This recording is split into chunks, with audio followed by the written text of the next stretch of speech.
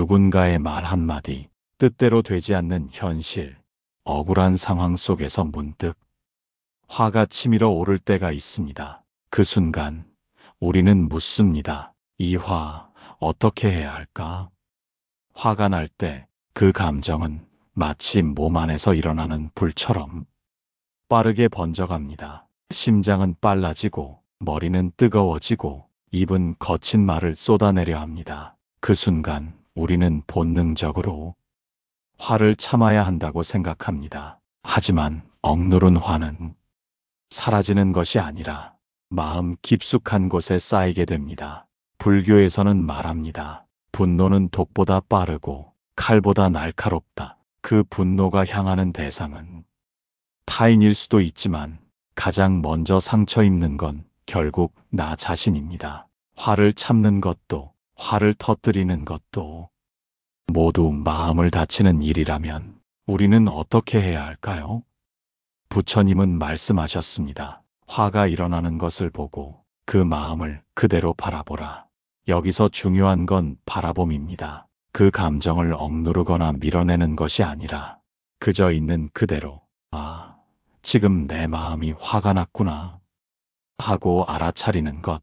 그 알아차림 속에 감정은 점차 조용해집니다. 왜냐하면 화는 불빛 아래 드러나는 순간 그 힘을 잃기 때문입니다. 우리는 종종 화를 누군가의 탓으로 돌립니다. 저 사람이 나를 이렇게 만들었어. 그 말이 너무 상처였어. 하지만 불교는 다르게 봅니다. 모든 감정은 내 안에서 일어난다. 상대는 원인이 될 수 있지만 그 화를 키운 건 바로 내 반응입니다. 그리고 그 반응은 습관에서, 기억에서 혹은 과거의 상처에서 비롯되었을 수 있습니다. 그래서 부처님은 화를 없애라고 말씀하지 않으셨습니다. 그저 자각하라. 그리고 바라보라. 그 순간 그것은 흘러간다. 오늘 하루 화가 일어났다면 그 감정을 탓하거나 억누르지 말고 잠시 멈춰 마음을 바라보세요. 그 마음을 알아차리는 그 순간 당신의 수행은 시작됩니다. 그리고 그 수행이 반복될수록 분노는 더 이상 삶을 휘두르는 칼이 되지 않습니다. 그저 잠시 스쳐가는 하늘의 구름처럼 조용히 지나갈 뿐입니다. 화가 날 때 우리는 가장 먼저 그 사람을 떠올립니다. 나를 무시한 말, 억울하게 몰아세운 행동, 감정 없는 눈빛, 그 모든 것이 마치 내 분노의 이유처럼 보입니다. 하지만 불교는 그 시선을 바깥이 아닌 내 안으로 돌리라고 말합니다. 부처님께서는 이렇게 말씀하셨습니다. 분노는 남에게서 오는 것이 아니라 그대를 준비하고 있는 마음에서 생긴다. 즉, 화가 나는 상황보다 화가 날 준비가 되어 있는 내 상태가 진짜 원인이라는 뜻입니다. 같은 말을 들어도 어떤 사람은 흘려보내고 어떤 사람은 상처받고 어떤 사람은 분노합니다. 그 차이는 바로 내 마음의 그릇에서 비롯됩니다. 불안이 많을수록, 자존감이 낮을수록, 과거의 상처가 클수록 화는 더 쉽게 일어납니다. 그래서 불교는 분노를 다스리는 길이 누군가를 바꾸는 것이 아니라 자신을 이해하고 돌보는 것이라고 말합니다. 화를 없애려 애쓰지 말고 그 화가 내 안에서 어디서 비롯되었는지를 조용히 들여다보는 것. 그게 수행입니다. 자신의 상처를 마주한다는 건 결코 쉬운 일이 아닙니다. 그 상처 속에는 어릴 적 서운했던 기억, 사랑받지 못했다는 느낌, 억울했던 과거가 담겨 있을 수도 있습니다. 하지만 그 마음을 알아차리는 순간 분노는 천천히 슬픔이라는 진짜 얼굴을 드러냅니다. 그리고 그 슬픔을 다정히 안아주는 것. 그게 바로 화에서 자유로워지는 첫걸음입니다. 부처님은 또 이렇게 말씀하셨습니다. 자신을 이해하는 자는 타인을 탓하지 않는다. 이 말은 분노를 억누르거나 참으라는 말이 아닙니다. 그저 감정을 있는 그대로 받아들이고 그 속에서 자신의 마음을 마주하라는 뜻입니다. 오늘 하루 화가 났다면 그 감정 뒤에 숨어 있는 내 마음의 진짜 소리를 들어보세요. 그 마음을 알아차리고 나면 화는 더 이상 두려운 감정이 아니라 나를 성장시키는 소중한 수행의 스승이 됩니다. 우리는 흔히 화를 참는 것을 인내라고 생각합니다. 그런데 그 인내가 오래되면 어느 날 갑자기 터지곤 합니다. 나도 사람이야. 그동안 얼마나 참았는데. 그 순간 누적된 감정은 마치 무너지는 둑처럼 쏟아져 나옵니다. 불교는 이 상태를 억압된 분노라 부릅니다. 즉, 겉으론 고요하지만 속은 끓고 있는 상태. 이건 참는 것도 다스리는 것도 아닙니다.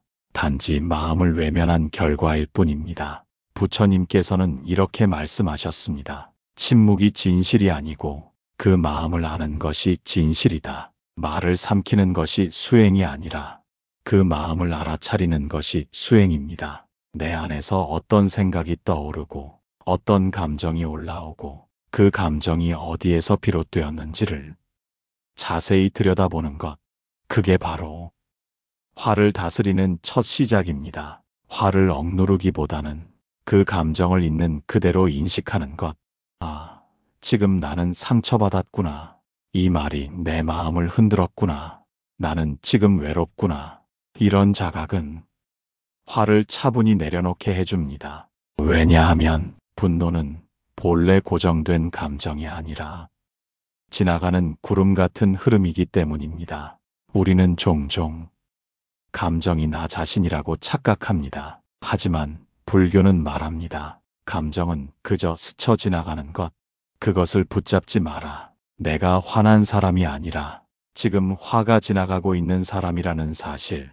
이것을 아는 순간 우리는 감정과 나를 분리할 수 있게 됩니다. 그리고 그 거리감이 화를 다스리는 진짜 힘이 됩니다. 오늘 하루 화가 났을 때 말없이 참기보다 조용히 마음에게 물어보세요. 지금 너는 왜 그렇게 아픈 거니?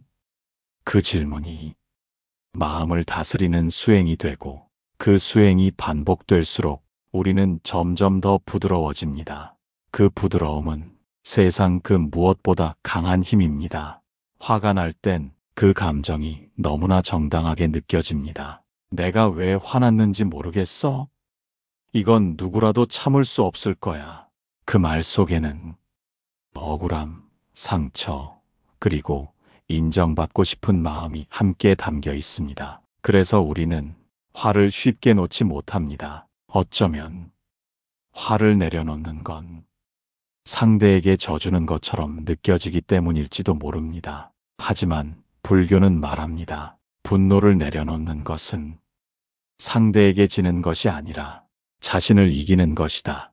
분노는 그 순간만큼은 큰 에너지처럼 느껴지지만 그 에너지에 휘둘릴수록 마음은 지치고 무거워집니다.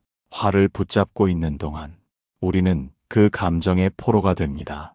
계속해서 그 상황을 곱씹고 잠이 오지 않고 괜히 주변 사람에게도 예민해지고 결국 손해를 보는 건 상대가 아니라 나 자신입니다. 부처님은 이렇게 말씀하셨습니다. 분노는 다시 분노를 낳는다. 다만 자비만이 그 불을 끌 수 있다. 이 자비란 상대를 용서하라는 뜻만은 아닙니다. 나 자신에게 자비를 베푸는 것, 내 마음이 더 이상 다치지 않게 화를 내려놓는 용기입니다. 용서는 마음이 넓어서 하는 게 아니라 이제는 더 이상 아프지 않기 위해 내가 나를 보호하는 방식입니다. 분노를 품은 마음은 돌을 품은 손과 같습니다. 계속 쥐고 있으면 아픈 건 결국 내 손입니다. 그 돌을 조용히 내려놓는 순간 비로소 우리는 다시 걸어갈 수 있습니다. 마음이 가벼워지고 표정이 부드러워지고 주변이 조금씩 평화로워집니다. 오늘 하루 누군가의 말에 마음이 흔들렸다면 그 화를 붙잡고 있을지 조용히 놓아줄지를 내 마음에게 물어보세요. 이 감정이 정말 나를 위로해 주는 걸까? 그 질문 끝에서 조용히 놓을 수 있다면 그 순간이 바로 자유로 가는 길의 시작입니다. 가끔 우리는 스스로에게 놀랍니다. 나는 왜 이렇게 자주 화를 낼까? 분명 다짐했는데 또 같은 말에 상처받고 또 분노한다. 그럴 때마다 마음은 지치고 실망하고 때로는 자책하게 됩니다. 불교는 그런 반복을 업의 반응이라 설명합니다. 부처님은 말씀하셨습니다. 반복되는 감정은 배우지 못한 마음이 남긴 그림자다. 즉, 자꾸 화가 반복된다는 건 그 안에 아직 자각하지 못한 감정이 있다는 뜻입니다. 예를 들어 누군가의 말에 과하게 화가 났다면 그 말 자체보다 그 말이 건드린 내면에 상처가 있는 것입니다. 그 상처는 오래전부터 있었을지도 모릅니다. 누구에게도 말하지 못한 외로움, 인정받고 싶었던 간절함, 비교 속에서 잃어버린 자존감, 이것들이 드러나지 않은 채 마음속에 머물고 있다가 누군가의 말이나 상황을 통해 화라는 이름으로 올라오는 것입니다. 그래서 불교는 화를 단순한 감정이 아니라 마음을 들여다보게 하는 거울이라 말합니다. 그 거울을 피하지 않고 마주하는 순간 우리는 비로소 자신의 내면을 배워가기 시작합니다. 나는 왜 그 말에 예민할까? 이 감정은 어디서부터 시작됐을까? 이런 질문을 던지는 순간 분노는 배움의 문이 됩니다.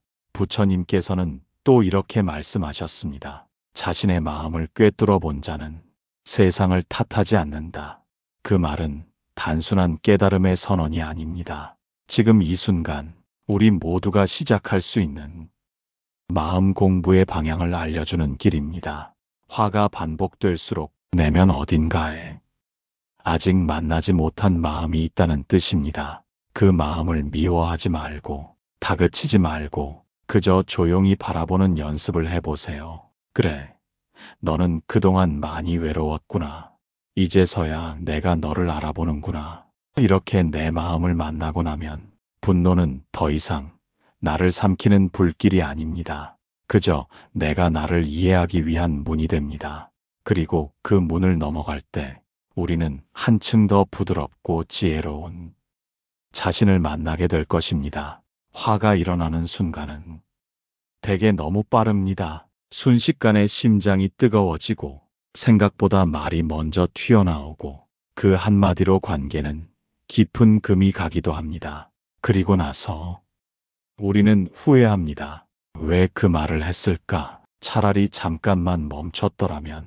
그렇습니다. 그 순간 잠시 멈출 수 있었다면 그 분노는 지나가는 감정으로 흘러갔을지도 모릅니다. 불교는 이 멈춤의 지혜를 정념이라고 부릅니다. 정념이란 지금 이 순간 일어나는 마음을 있는 그대로 알아차리고 그것에 휘둘리지 않는 힘입니다.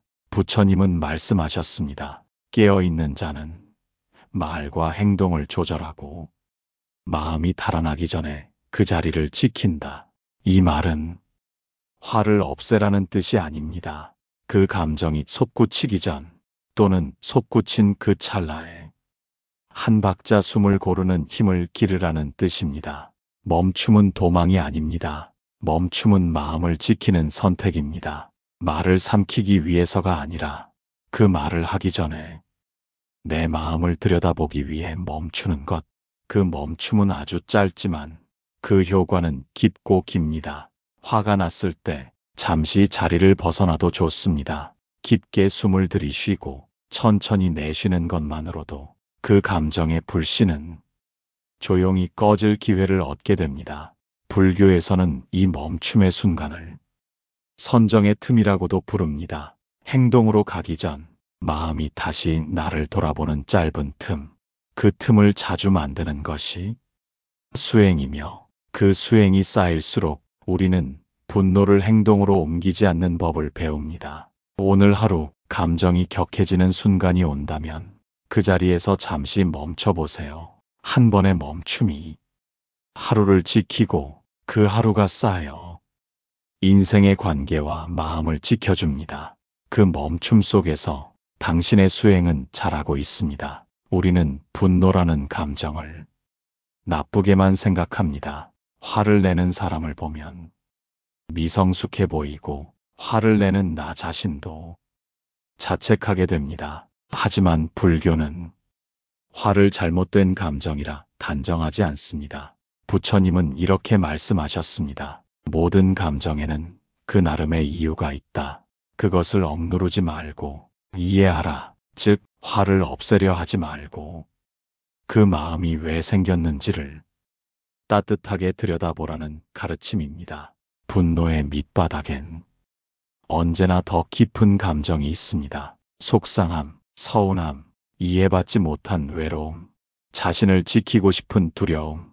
우리가 화를 낼 때 사실은 말하지 못한 마음들이 그 감정에 섞여 있습니다. 그 마음을 먼저 이해해야 비로소 화는 진정될 수 있습니다. 불교에서는 이를 자비관이라 부릅니다. 자비관이란 타인의 마음뿐 아니라 내 마음조차도 연민으로 바라보는 수행입니다. 내가 지금 화를 낸 건 정말 화가 나서가 아니라 아마 그만큼 아팠기 때문이겠지.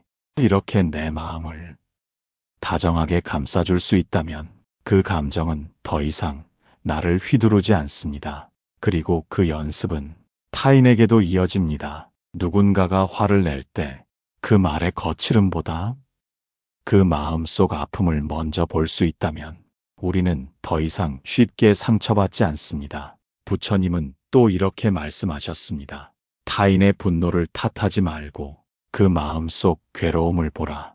그 마음을 이해하는 순간 관계는 싸움이 아니라 연결로 이어집니다. 화를 다스린다는 건 감정을 없애는 기술이 아닙니다. 그 감정을 이해하고 그 마음을 안아주는 부드러운 지혜입니다. 오늘 하루 내 안의 화가 다시 고개를 들 때 그 감정을 두려워하거나 억누르지 말고 이렇게 말해주세요. 그렇구나. 지금 이 마음도 나였구나. 그 말 한마디가 분노를 자비로 바꾸는 가장 지혜로운 길이 됩니다. 화는 어쩌면 우리 마음이 보내는 신호일지도 모릅니다. 지금 너무 아파요. 지금 나 좀 봐줘요. 그 신호를 외면한 채 억누르거나 무시하면 화는 점점 더 거칠고 날카롭게 올라옵니다. 반대로 그 신호에 귀를 기울이면 그 안에 숨어있던 자기 마음의 진짜 얼굴을 만나게 됩니다. 불교에서는 말합니다. 분노는 감추어진 괴로움의 외침이다. 이 말은 우리가 화를 대할 때 공격하거나 억제하는 것이 아니라 자비롭게 바라보는 자세가 필요하다는 뜻입니다. 수행이란 화를 없애는 것이 아니라 화가 올라올 때마다 나를 지켜내는 연습입니다. 화를 낼 수도 있습니다. 마음이 요동칠 수도 있습니다. 하지만 그 순간 잠깐 멈춰서 지금 나는 괴로워서 화가 났구나 하고 알아차릴 수 있다면 그것이 곧 나를 지키는 의식의 불빛이 됩니다. 불교는 감정과 싸우지 않습니다. 감정을 있는 그대로 등불 아래에 두고 바라봅니다. 그럴 때 화는 더 이상 두려운 감정이 아니라 나를 더 깊이 알아가는 길이 됩니다. 부처님께서는 말씀하셨습니다. 스스로의 마음을 돌볼 수 있는 이는 세상에서 가장 용감한 자다. 그 용기는 화를 폭발시키는 용기가 아니라 그 감정 앞에서 흔들리면서도 자신을 바라보는 용기입니다. 수행은 절 안에서만 하는 것이 아닙니다. 매일의 관계 속, 매 순간의 감정 속에서 지금 나의 마음을 들여다보는 것이 수행입니다. 화를 통해 배우는 수행은 나를 보호하는 법, 나를 지켜내는 법을 익히는 길입니다. 오늘 하루 마음이 요동치는 순간이 찾아온다면 스스로에게 이렇게 말해주세요. 지금의 나는 그 누구보다 나를 돌봐야 할 때구나. 그 말 한마디가 당신의 마음을 조금 더 따뜻하게 지켜줄 것입니다. 화를 내고 나면 마음속에 남는 건 시원함이 아니라 허전함입니다. 말은 했지만 진심은 전해지지 않았고 소리는 높였지만 내 안의 고통은 여전히 그대로입니다. 그 허전함을 가만히 들여다보면 그 안엔 늘 이해받지 못한 마음이 자리 잡고 있습니다. 불교는 이 감정의 끝에서 연민을 이야기합니다. 연민이란 상대를 불쌍히 여기는 것이 아니라 고통을 바라보는 따뜻한 시선입니다.